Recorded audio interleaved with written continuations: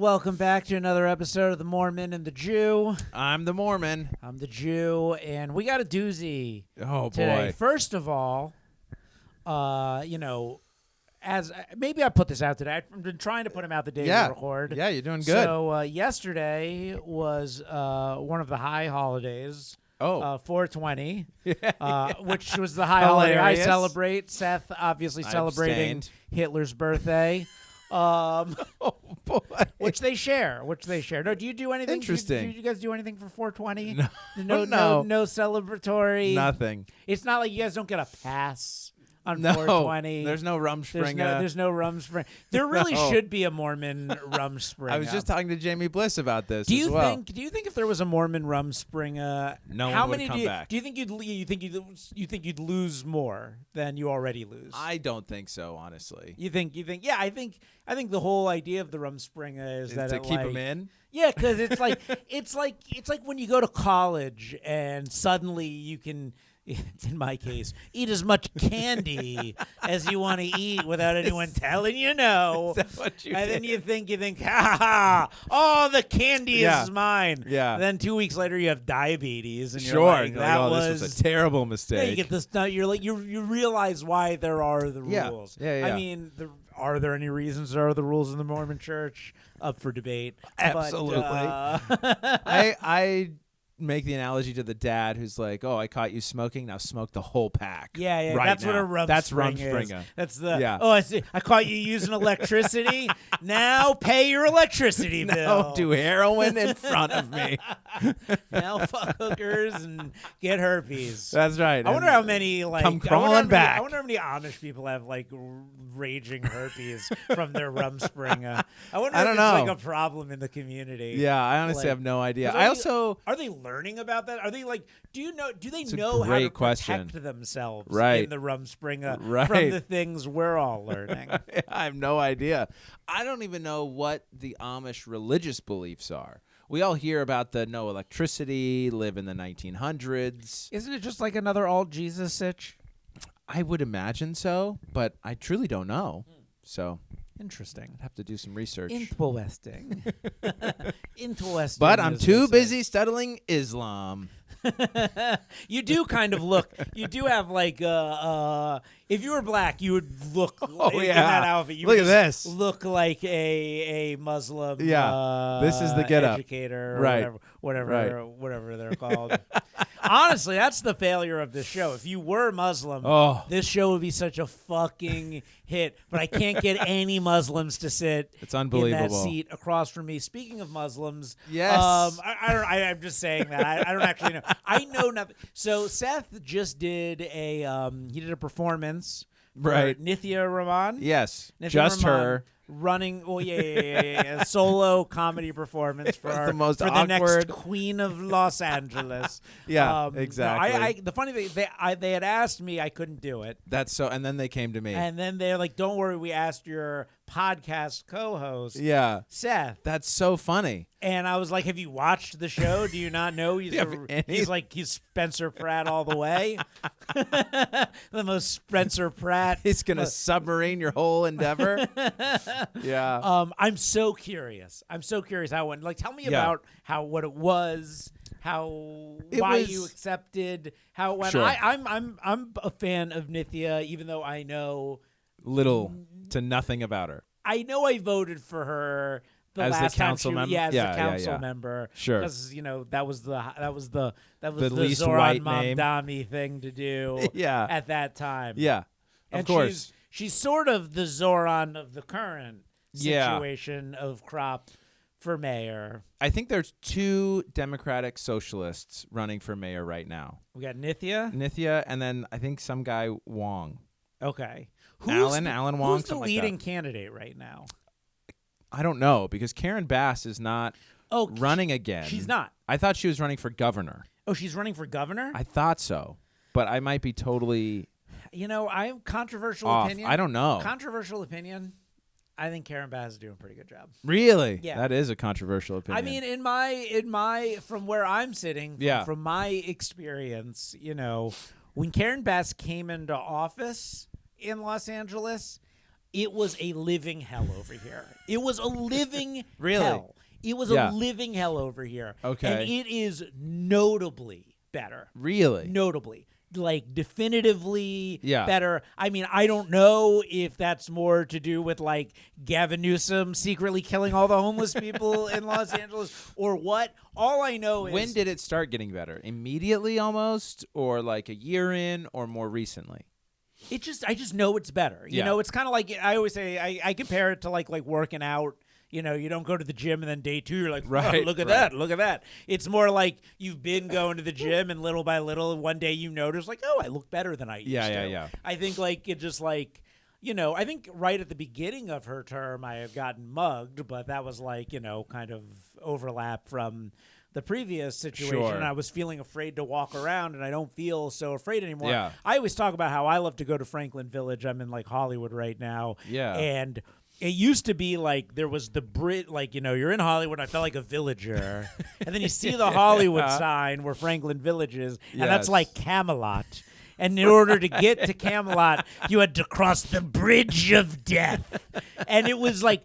It was literally, you could not walk on the sidewalk because there were just tents fully on each side of the sidewalk. Some of them had like burnt to the ground. And it was, you know, it was sad more than anything, but it was also scary. And you're also walking in the middle of the street and cars are flying by because they don't want to be there. You don't even feel safe in your car going through there. In fact, you're more trapped in your car. You're more trapped. Yeah. So it was like, you know, you had to cross the bridge of death to get to Camelot. And it was like a little bit, especially when I would get high and do it. Like on 420. Oh, boy. And it was like very like, you know, it felt like an Arthurian adventure.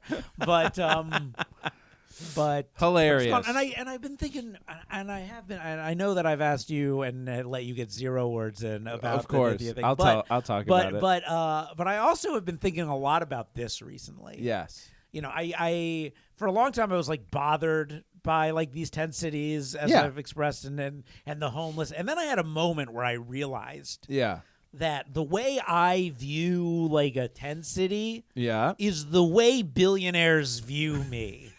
They walk, they're like, I had to go through the bridge of death. There was all this affordable housing everywhere. And these sludge people that only had 2 homes or something. And you'll never believe what I saw. People were taking couches off the street. It was disgusting. I was like, put them to their death. Put them out of their misery. It's not even custom made for you. But it's true. And not only is it how the billionaires view us, we are so much closer to being in those tents than they are to being us. Sure. Like that, you look at those tents that you see the tents and you just a couple paychecks away. You admonish those people. Is admonish the right word? I think so. And little do you know, like 2 years down the road, you're in one of those tents. Yeah. Like the billionaire would kill themselves if they had to live in my 4-bedroom house right now. Right. If they moved, they'd be like, well, it's all over for me. A fate worse than death. Yeah. I mean, you know, and it's given me a new perspective on it a bit. Yeah. Now that would be a fun reality show. Taking billionaires and forcing them to share an apartment with normal people. Yeah. Just see how that goes. Remember Hillary Clinton walking into the apartment? It was like the alien in Signs. You know that scene in Signs where the alien goes by the camera? That was like Hillary going through the... them seeing there was like that quote from like the transportation secretary or something about like getting rid of your third home. Oh, right. Like to take it, like just the disconnect from reality. Well, and Donald Trump with they don't need 100 dolls. They don't need 100. Who has 100 dolls? Just the pure disconnect from reality. No big deal. Just sell your third vacation home. It's terrible, and we're closer and closer to being in those tent cities every day. Yes, that is very true. But I'm also glad they've been wiped off the street. Well, but the reason I asked, and that's why I like. But yeah. And that's why I like Nithya without even knowing more about her. Sure, because I believe that of everyone, whatever you think will make LA, she's the one who most likely cares about cares about us. Yeah. Cares about Yeah. regular ass people that have affordable-ish, not even affordable housing, affordable-ish. It's not affordable, but affordable, close to affordable housing. Adjacent. Yeah. You have the other people, like, it's like, oh, we wiped the tents off. They're going to be, oh, we wiped the middle class out of here. Finally. Finally we got rid of those. Yeah. The trashy white people. They want to just replace us all with robots. They want to wipe. They want an extinction level event. The billionaires? It's just them and then robots that work well enough to take care of them. Well, isn't there some show where they all have a secret jet that, like, a rocket that's supposed to take them off the earth? So I don't know. I was gonna say I wrote a play, but that was just beef me up. I wrote an idea for a play of a spaceship taking people to be on a colony on Mars. Oh, yeah. But the whole thing's just about the spaceship ride. Sure. And it's like being on a plane for like 20 days. And like people are just like at each other, like everyone wants to murder each other. Yeah. Okay, so Nithya Raman is very, very nice. Oh, and the reason I asked about when things started to change with your view on the homelessness people around here is Olympics. The Olympics and World Cup are coming to L.A. And that's why we're killing them all? Well, I mean, Paris went through the same thing. It's not coming to Hollywood. No, but it's coming to L.A., which is expansive. I mean, I don't know if you've looked at where all the events are. I've been trying to get tickets for the Olympics. They're so expensive now. It's fucking bullshit. It's crazy. The whole thing's fucking bullshit. Yeah. The whole thing's fucking bullshit. They were like, oh, yeah, sign up for the lottery. You can get it. And they're $28 a piece. And no. I mean, the tickets that you can get now are cheapest are $150. I missed the lottery. They did one round of it. I think they're doing another round. I signed up for... But like the $28 tickets are all gone. Oh, they're all gone. They're gone. You can't get them in the next round of the lottery. No, I think fuckers. I think they all sold out immediately. And now it's just like the pricey seats. And you don't even know where you're sitting. You're just buying an area in a section. Anyway, it's crazy. Fuck this. I want it gone. I want the Olympics out of my fucking city now. So Nithya Raman did not talk about the Olympics at all. Okay. There are two things that I really like about Nithya Raman. And I'm sorry for interrupting you again. Please. As I do. No. I had the thought of you performing at the Nithya Raman show. And in my head, it was like the reverse Colbert doing Bush's what's it called? Correspondence dinner. The White House correspondence dinner. Where it's like they accidentally booked a liberal comic without realizing it. And it's like Nithya, the Democratic Socialist candidate, booking Tucker Carlson without realizing it. Yeah, it was great. Okay, now go on. Now tell me. Okay, so I'll tell you about the venue first. It was just a backyard show at some nice house up right beneath the Hollywood sign. Mm-hmm. And you had some local people. It seemed like there was at least one guy who definitely lived in that neighborhood, and he was going from person to person at that party, basically saying, we need to solve the traffic problem because all these tourists are coming up, and I feel trapped within my own neighborhood. Do you know what we can do about it? And all these other normal people are like, no, we have no idea, but we agree that it's maybe bad.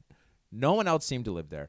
There were a lot of USC students who were there because the organizer is doing a master's in urban development at USC, so a lot of her classmates were there. So the person to ask about the traffic. Yeah, they'll know how to solve it. Anyhow, so it was a very eclectic group of people, a lot of immigrants from some Eastern European country. And so I don't know how well my comedy hit. It did okay. I did all right. Did it do okay? Did it? Yeah. I want to see a video. No recordings. Thank goodness. Beefing. I'm pure honesty with my. No, it was okay. I didn't crush, but it was fine. I'm curious. Like I was trying to think because like when they were asking me like do some jokes about Los Angeles, and I'm like, I don't know if you guys are gonna like any of my jokes about Los Angeles. My jokes are downtown LA's like being on the bus but outside, right? Which is funny. I think that the trains like microdosing being in prison. Hollywood Boulevard, or as I call it, Taxi Driver, the immersive theater experience. I mean, right? It was very good. I paint a portrait of hell on earth. Yeah. Well, and I said, LA, you can live. It's like people view it as paradise, but when you get here, it's a little bit of hell. Like you can be in hell and paradise at the same time. It's kind of crazy. Nithya Raman's big campaign slogan is like, we got to fix the broken city. And so she talks a lot about streetlights being broken and taking a year on average to repair because of funding and staffing issues. Anyhow, my comedy went over okay. The host who booked me came up after, I approached her and was like, hey, I hope everything was okay. She said, that was fun. It was very dark. That's what she said. And I was like, well, that's what you get. I will say this about Seth. Like I remember years ago, pre-pandemic. Yes. You booked me on your clean show at what was then The Bunker. Right. And I went in, and Seth goes up, and I'm like, I'm all nervous about being clean on this show. Yes. And Seth goes up, and he's like talking about like pedophiles, and I don't think I talked about, but I yes. just remembered it was like so. I was like, this isn't okay for TV. Like, sure, he didn't say the F word, right? But like, this isn't okay for TV. I told a story. This guy thinking. I told a story about my daughter wanting a penis because she was 3 years old and we were getting ready for my son to be born. Yeah, that's not it. Yeah. And so I think you could get away with saying that on late night TV, but it would depend. Anyhow, the foibles of a bygone Did you talk era, to Nithya at all? I did not. She was like, I wanted to, but I also had to get home. They started the event quite late because everyone so you didn't was watch late her? getting Did you there. watch her speech? Or yeah, anything? I stayed for her speech. Yeah. Anyhow, I'm trying to think about anything else to say about Is she going to be on the podcast? I don't know. After that. Would she like to be? She caught maybe the last 5-6 minutes of my set. Okay. How long did you do? They wanted 15. I did 15. Oh, okay. And they wanted the organizer wanted kind of different things. She was like, I don't want you to make fun of any of the other candidates. I want it to be unifying. I also want you to kind of roast people from where they're from in Los Angeles. And I was like, I don't know if that's the right vibe. So I told some jokes I did about the exact opposite of kids. everything she asked. I talked about being a retired, quote unquote, retired lawyer. Anyhow, I think it went over fine. But yeah, she was like, that was very Was dark. this the get up? No. Oh. No. I dressed a little down. A little street clothes from this. Yeah.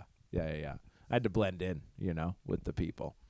But yeah, it was good. It was a backyard show. There was a little stage, and the sun was at the perfect angle to blind me the entire set. Oh, terrible. So how many people were there? There were 25, 30 people. Okay. Yeah, so it was pretty small. The caterer did a great job setting up this charcuterie board, and I thought her name was Julie. It was actually Julia, and she was very upset. But she said I was very funny, but she was like, my name's not Julie, it's Julia. Oh, was she very upset?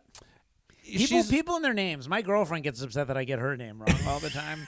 Telling you these fucking people in their goddamn names. I was gonna make a joke, but I won't. Her name is Madeline, but for the first few months of our relationship, I called her Madeline. Oh. Same fucking name. Jeez, and she'd be like, Juice, and I'm like, Juice is no one's name. No one has the name Juice. Yeah, Madeline is a real name. Josh. Madeline is a real name. People call me Edelman instead of Edelman. Oh, sure. And it does bother me. So I do see where where she's coming from, but I think get over it. You're Madeline. Because I said so. Yeah. And if you love me, you'll accept my flaws. The most awkward part of the gig was that there's no host. There was no intro to me. People didn't know that stand-up was going to happen. I had all these. I saw all these things coming when. When I turned down. Yeah. Absolutely. So I get up there and I have to call everybody to attention. They're having their super loud conversations to each other in English and in Serbian or whatever they were speaking. So after I got everybody's attention and kind of got into it, it was fine. But it was the beginning was the most awkward part. Interesting. All right, moving on. Yes. Moving on. Big news in the comedy world. Kevin Hart's Funny man. AF. Yeah, has with dropped like on all of our Netflix, friends with and all not of our us. friends, not us. I watched it. Yeah. Did you watch it? I haven't seen it yet. I want to watch it. Is it just one episode? No, there's like 4 episodes right now. Is it a competition? All I didn't even watch the New York episode because I like know some of the people in the New York episode. But Sure. not well enough. I watched the LA episode. Yeah. And then I watched Liz and Ron Taylor in the in the New York? in the Chicago episode. Chicago. Oh, interesting. Okay. But Liz Glazer, is right? in New York, but she had to do Chicago. Yeah. I because got of it. Scheduling stuff. But I mean, in reality, I love everyone. They're all great. I will say, I'm not going to say who. Yeah. And I'm not going to say what. Yeah. Those who know me and know my material will know I did see one of my jokes on the show. No. So I may not have made it on the show. No. But one of the jokes I've been telling since 2007 No way. was there. Really? I can't wait. Did they steal it? Did they I steal can't wait it? to watch this. Did they steal? I love the person. Parallel thinking. In fact, it's one of the people I was and continue to root for on the show. Look, get over it. There is parallel thinking. It happens. You got to just accept that this. But you're a shit writer, happens. Josh. You're fine. You got 10 jokes behind that one. Yeah, I suck at that's the truth. It's like it's not happening for me. Let my material go to the top. Let my material go to the top if I can't. Sure. Let my material be shared to the world, even if it won't be delivered through me, through the vessel by which it speaks. You know what bothers me about every time I feel like I see something of mine being told by someone else? And again, parallel thinking. Okay. Any time I've ever seen, there's only one time I saw something I wrote told by someone else that I thought they did a better job with.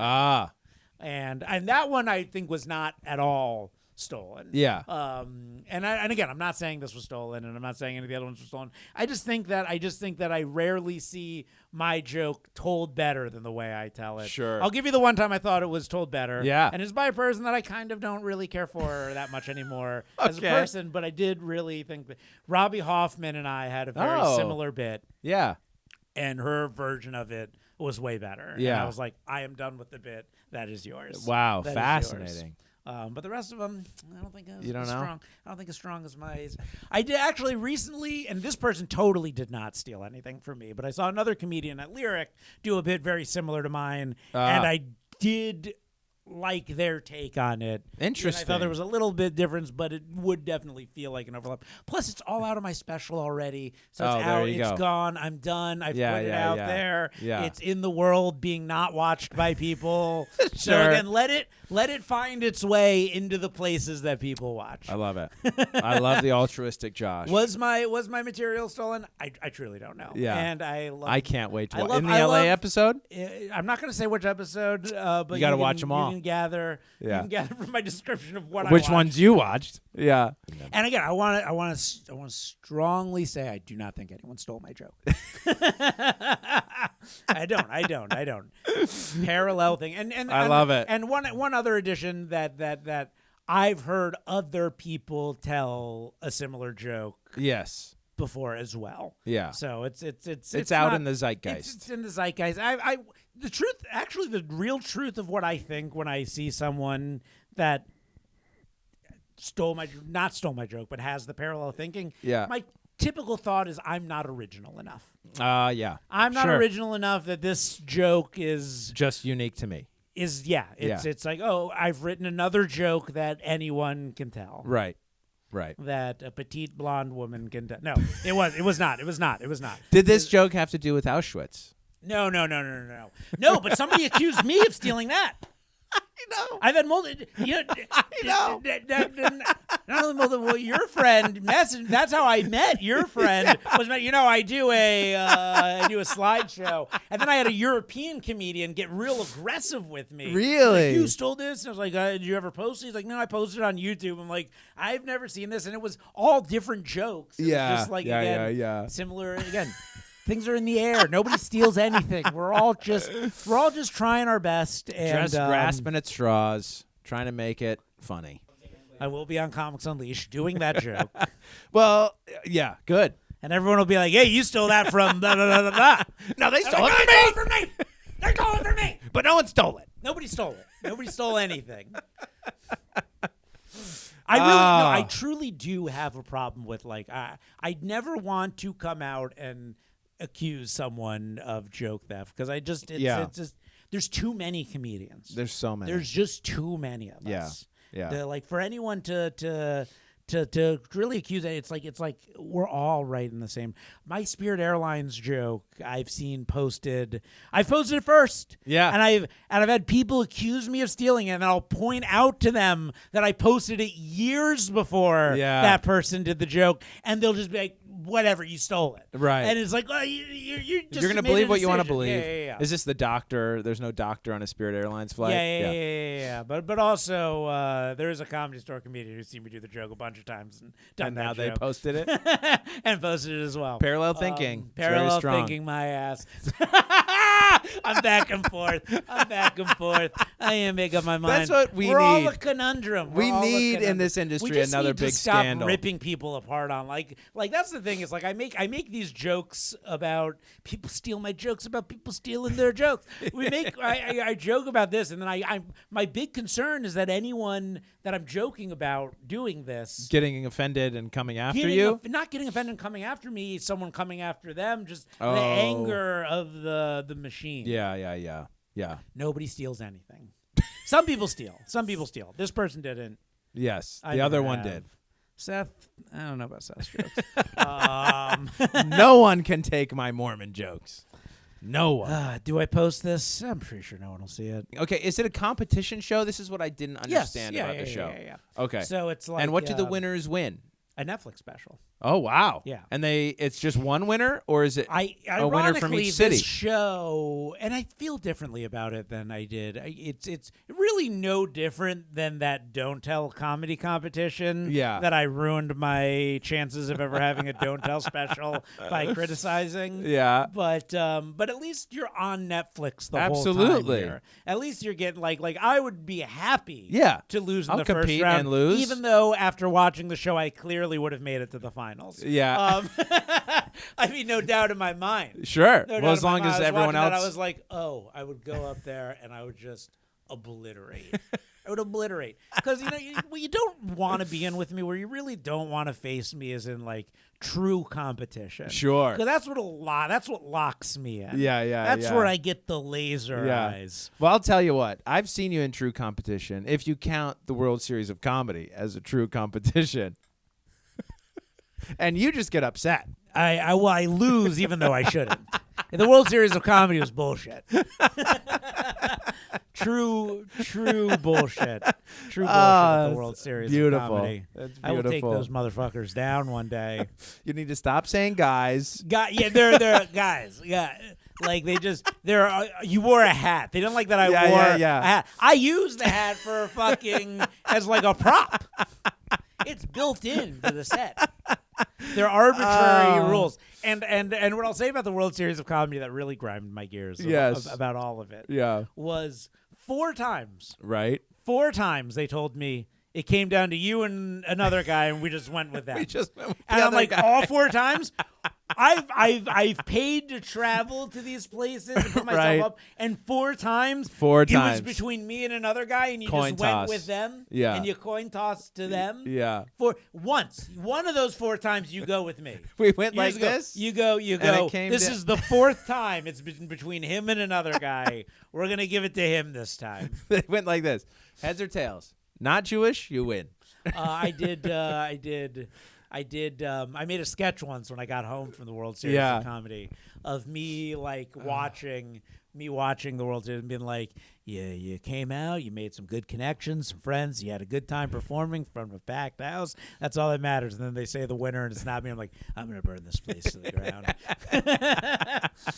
No, my reality joke is that we all watched the Funniest Fuck show and go like, oh, I would have crushed this. Yeah, right. But like the people they picked for the show are all worse than me. So I really do think that I do bury them on every show we're on. I love it. No. They're all literally my favorites. There were, let's see.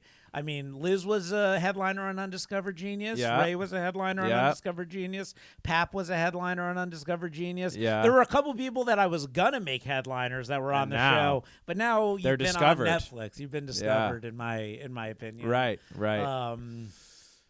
Oh man, that's funny. Yeah, I mean, Dan Donahue, Macy Isaacs are two of Macy my Isaacs was a headliner on Undiscovered Genius. fantastic. They're all very fun. Macy had a killer. If I were to pick my favorite set from the LA episode, it would probably be Macy's. Is that right? Yeah, that was my favorite set from the she's from very the first good. Ep. She's very good.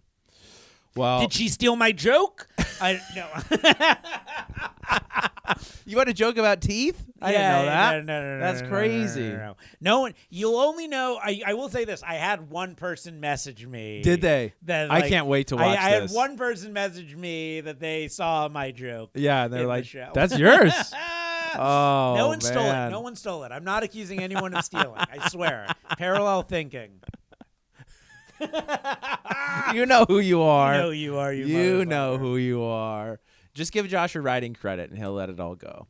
No, just win. Just win the whole thing. Yeah, there you go. Win the whole thing. So what do they do? They Take pick a winner from each city, and then So those it four goes, compete, or five compete, or whatever? They pick 5 from each city, but then they ended up picking, I think, like 7 from LA. Oh, wow. Ultimately, because like they added. It was just too good. They added 1 after picking the 5. Okay. And then when it got to the finals, I was skipping around a lot. Yeah. I didn't understand, but someone who didn't get picked in the final 5 was in the competition for the semifinals to be part of the top 10. Jeez. And then they picked the top 10, and now there's like I think at least 2 more episodes to come out that are going to be like the top 10. All right. People well, I got to get in on this. It really is just the World Series of comedy, but with Kevin Hart judging and on TV. Yeah. Well, is that more legitimate? Probably. Yes. Probably. Yes, I'd be thrilled about losing in the first round of the Netflix show. Yeah, that'd be great. I would be back there, though, ready to go up on stage and be like, that motherfucker just stole my joke. I was about to do that joke.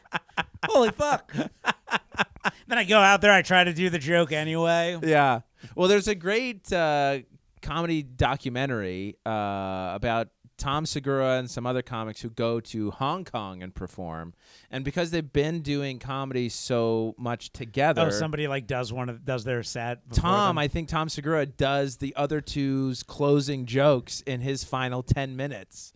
And then is like, did they watch him? Did they? Yeah. So they knew know what's happening. They knew what happened. And they're like, unbelievable. I think it would be funny though. I think it would be funnier if you did, and they were just in the green room, not paying attention, and then they did the same exact joke. I think that's the funnier gag.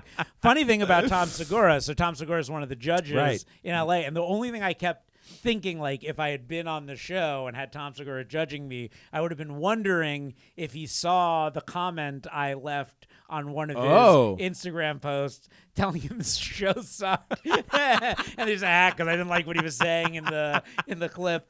Which, like the show? His stand-up show?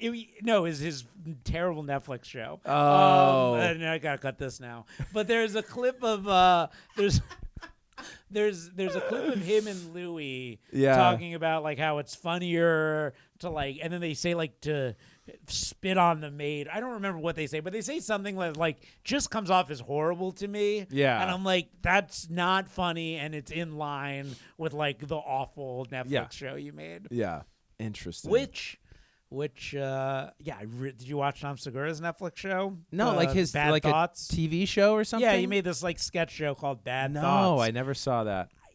I literally, in my opinion, one of the most unwatchable things I've ever seen. Really? In my entire life. Oh, I gotta go watch it. And listen, now. I want to be clear. I feel very strongly that making anything is an accomplishment. Sure. Getting any creative endeavor to the finish line is a miracle. Yeah. That being said, some miracles are 1-star miracles. We gotta rate miracles. Yes. Moses splitting the ocean, 10 stars. 5-star miracle. Yeah.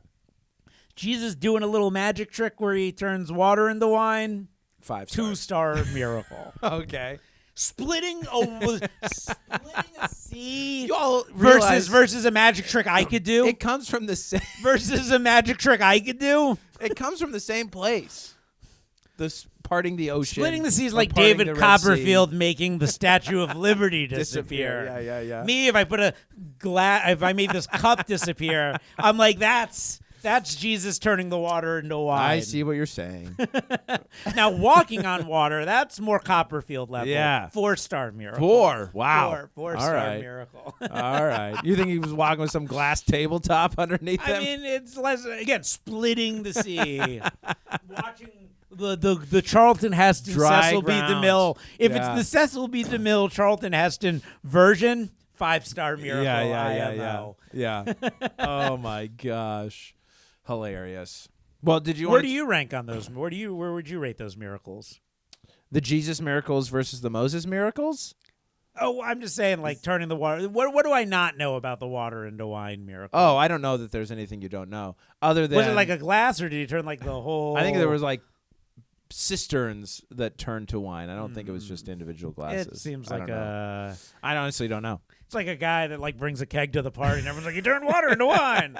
What? Jesus in the house. Yeah. Jesus in the hizzy. Very much a partier. Jesus miracle. in the hizzy. Yeah.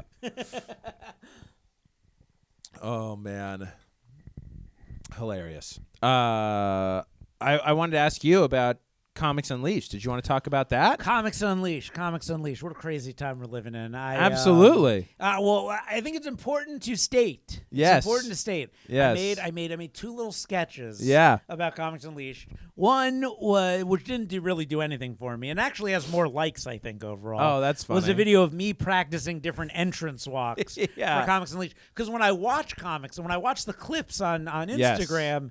I look at that as like the most stressful part. It's just getting to the chair. Because everyone's doing like a different walk, and it's like, do I want the experience to begin at the walkout part? Sure. And like, do I want it? Like, it seems embarrassing. I don't know. It just seems stressful to have to do this. Of course. Walk, and I thought it was funny to make a video like practicing the different walks. But then that day, I think it was on the phone with you. When it clicked for me another idea about how like. We're seeing so many people that we know in the industry getting on the show, and sometimes it's like that person got on, and you're like, you almost start to panic. How can I not get on? You start to panic that you're not going to be on the show. Like, how can I get nothing? How is it that I've gotten nothing? And then I thought, oh, what a great idea to make a video about a comic panicking that he hasn't been and won't be maybe and might not be on Comics Unleashed. And I made this video and I added some jokes like, because Comics Unleashed took over for Colbert, so I mean when Comics Unleashed takes over every show on every network. Great. I put like a child comedian. There's like these child comic videos, like a child comedian that gets booked, and then I created a little homeless guy at the end that's on the show, just to telling get buyers free like, I've food. never done stand up. I'm just here for the free food. I show it to Seth. Yeah. And I'm like, what do you think? And Seth goes, this is if Seth wants to challenge me on this, I will go read the text. In fact, I will. It's read them. Probably not that far back. Let's see. Because I think I said 2 things. Let's see Seth's exact words. Yeah. Seth said, okay. I send it to him and I go, first, panicking, because I spelled panicking wrong. I ended up using a different title altogether. Yeah. Second, but I it's had funny, to use my English but I major. think you could really amp up your panic and anxiety about not getting booked. I think I crushed it. In fact, I've got multiple people tell me how good my performance was. Oh, wow. In the okay. video. All right. Third, I honestly don't think I would post it if you want to get booked on the show. Yeah, and then keep reading. Yes, on Panicked. Just seems like the kind of show that might not feel like you're making fun of them. I think you meant there. that you are making fun of them. Yeah. I said sure. I think this video. I think I like this video more than I want to get booked on That's this what show. you said. Yeah, and I was like, then great. Then book it. Then go for it. Yeah. Hilarious. I think I said though after that, this might be the thing that gets you booked on the show, or it could be the thing that kills your chances. Nope, you never said that. I never said that? You never said that. Ah. You never said that. I was thinking Posted the video, got shared with one of the bookers of the show. They shared the post, commented, this is the best promo for the show we've ever seen. I saw. And I am now, I don't want to count my chickens before I hatch. Avails. My self-destructive. I keep making these videos like I've been making. I'm I could be off that show at any moment. I could post this podcast right now. Right. And they'd be end like, up how off dare the you? show. How dare you? But tentatively booked to appear on the show. Yeah. We'll see if it all comes to fruition. But it brings me to another important point, which is that I've been told by many people to stop posting my sort of inside baseball things to make more generally relatable content. And my attitude has always been Seth double checking the text. Is that what you're doing? Just to make sure there wasn't any text. So what's funny is I later said that it might be the thing that gets you on the show, but I actually never said that before. I know you said that. I was thinking it. I should have typed it out. So Bummer. I've been regularly told, you got to stop posting these inside baseball comedy things. It's not going to do anything for you. Twice now. Two of my biggest boons in comedy have been a misunderstood Instagram post of mine that gained me 40,000 followers, which was an inside baseball comedy joke. Yes. That ended up that hit the masses. That is why I have a seemingly fake following, because they don't like anything else I post. And then 2, my first TV credit coming from a joke post inside baseball about comics wanting to be on Comics Unleashed. Yeah. Well, we're never going to get you to stop doing it now that you have 2 things. That's good. I'm proud of you. I think it's great. You're taking risks. I'm risk averse. You're risk averse. Risk averse. I don't, And so here I am. There is the part of me that's always thought these people would. That I've always felt. We exist in the comedy industry. Yes. And the comedy industry is all about propping up people who aren't afraid to make jokes about anything. Sure. And then I always joke, it's like, people say, like, you should be able to joke about anything. And then you make jokes about them. They're like, all right, now you've crossed a line. Yeah. But I believe, but that. Like, if we're able to joke about anything, let us joke about this industry we exist in. Absolutely. I kind of enjoy playing the comedian experience more than I enjoy being a comedian. It's working for you. I think it's great. I enjoy like thinking like I'm not bitter. I'm truly and there are people that have come up to me that have told me they think that I'm bitter. That I'm bitter. Yeah. And that I'm and the truth is I'm really not. I get, in fact, this is my coping mechanism. Yeah. This is how you're not bitter. It's why I'm not bitter. Yeah. Because I will get an ill feeling. Right. But that ill feeling, I'll ask myself, I'm like, what is this ill feeling I'm feeling right now? Yeah. And how can I express that in an artistic way? Yeah. And when I find that, it ends up bringing me more joy than getting whatever thing I'm not getting would give me. Yeah. If you told me, like, hey, Josh, if you took down all your inside baseball comedy posts, you'd get a Don't Tell special, I would do it. In a heartbeat. It wouldn't even, I'd be like, account deleted.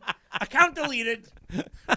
No, not a chance. Not a chance. Not a chance. And I've somewhat wrongly, somewhat correctly believed this would lead to all those things that I've wanted. Yeah. I think, my challenge, and I look at the documentary I made about Al. Yeah. And at the end of the documentary, Al says his favorite thing is to have someone come up to him after the show and go, I really didn't want to like you. Yeah. I really didn't want to like you, but sure. but you got me. You were funny. That's huge. And I think that's my favorite thing too. Yeah. It's like I want to be relentlessly trolling Don't Tell and then get a special. Right. I want them to decide, you know what? We can't deny him. Yeah, we can't keep ignoring him. We can't. Sometimes I think, like, just book me to shut me up. Right? Yeah, that's a good strat. This is the thing I can't complain about anymore. There is a thing that I had been posting jokes about that I've suddenly gotten, which I can announce soon. Yeah. That I've stopped posting jokes about. There is a way to quiet the. And soon we're gonna have to take down the other posts that we made. That whole episode's gonna have to go. Maybe. I don't know which episode we're talking about. But and when you see Tom Segura face to face. I'd be like, it's Tom Segura, and I'd be sitting in that room the whole time being like, did he see my comment? Am I fucked? Does he give me like a little look? No, what would happen is this, okay? So you do your set, Tom Segura gets up and goes, that was really, really good, Josh. That was great. And then after the show, they cut. You walk up to him. He's like, Tom, thank you so much. And he goes, I think you're a hack. He says, do you think I'm a hack? Tom's like, I know what you posted. Yeah. You're so fucked. Yeah. I'm just setting you up to fail, baby. But you know what? I'd look at it. I'd be like, I gotta go out there right now and be so undeniable that it makes him look bad if he doesn't pick me. There you go. But I'm going to text Tom Segura when you go up before him, and I'm going to say, tell him he says guys too much. Tell him he shouldn't wear the hat. He shouldn't wear the hat. No hat, no guys. And we'll just watch the triggers fall one by one. Oh, what an episode. What an episode. Oh, a real banger. Vote for Nithya Raman on June 2nd or whenever the mayoral election is. She seems fantastic. All right, I've been Josh Edelman. I've been Seth Lawrence. Peace. Bye.